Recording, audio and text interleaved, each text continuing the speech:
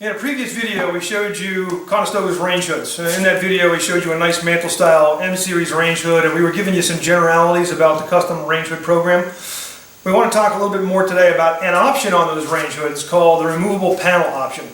To give you some background, Conestoga has a very large collection of really nice, stately looking mantle style range hoods that come down to the countertop. They don't make any of those. There's probably 15 or 20 items in there.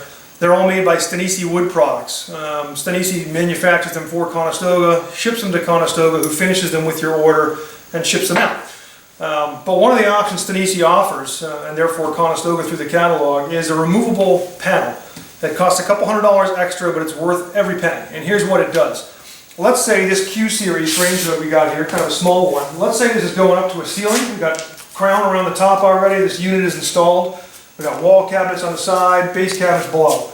And now the HVAC guy wants to come in and make his connections, put the liner and the blower up in there. All he can do is work up underneath, and he has no room to get his hands up and work inside there. So Stanisci offers an option where this top panel above the shelf is removable. You just tap it off, and I'll show you how to do that in a moment. You tap it off, and the HVAC guy makes all of his connections, and you press it back on.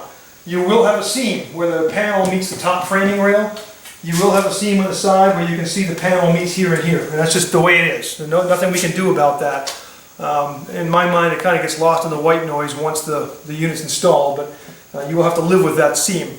So I'm going to show you how this works. There's a couple of clips. Maybe Jim can come over here and show you the inside of this.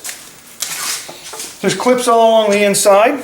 They're very firmly attached. This isn't like you just pull it right off and snap it right back on. It takes a little bit of work, but using the palm of your hand, if you have strong hands, or a rubber mallet, start on one end and just some light taps.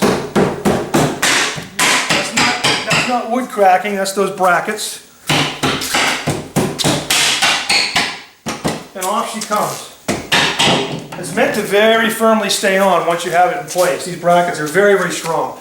So now you can set this panel off to the side. In our case, we're doing a custom finish on this, so we're going to finish the whole hood and finish this and snap this on later. But once your HVAC guy has done his thing at the job site, it's just going to be a matter of coming back here and doing the same thing. With the palm of our hand, press this back on very carefully. You don't want to create any stress fractures in your paint or your wood, but just firmly press that back on until it's nice and flush.